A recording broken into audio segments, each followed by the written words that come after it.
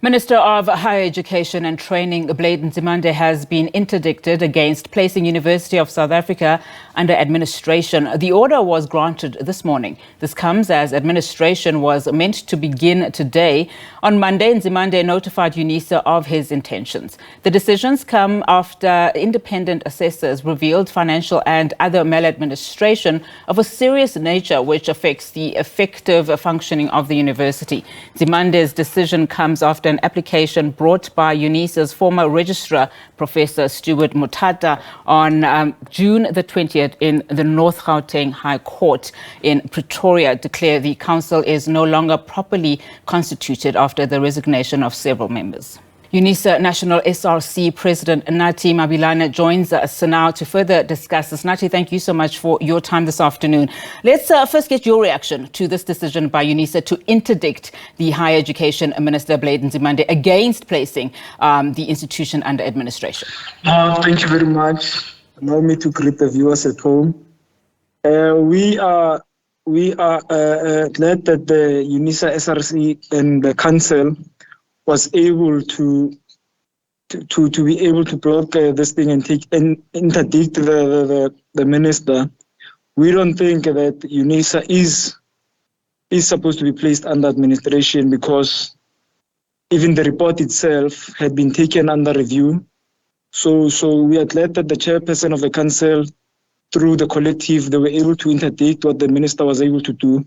In fact, the minister must be called out for his actions that during a period where our students are supposed to be writing examinations and focusing on their graduations, the minister had to burden them with the stresses of the university going under administration. So we are glad that the university management was able to take this decision and take the decision of the minister to court, and the court did see in the rationale of our application. So thank you very much for this platform.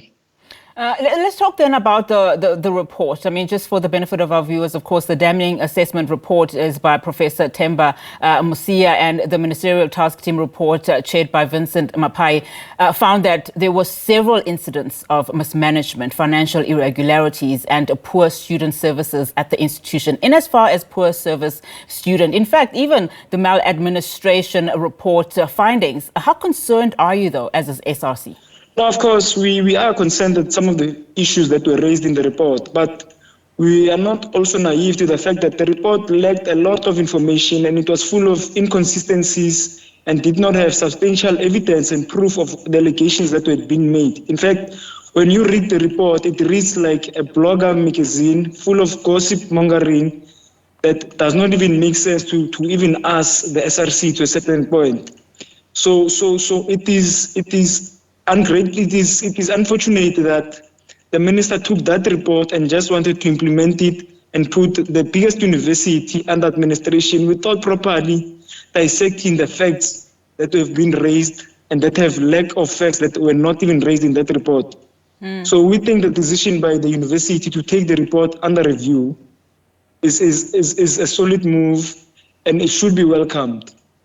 And in fact, that's what the court found this morning, that there were several things that were, not completed yet, that the minister had to look into before he, continues with his administration.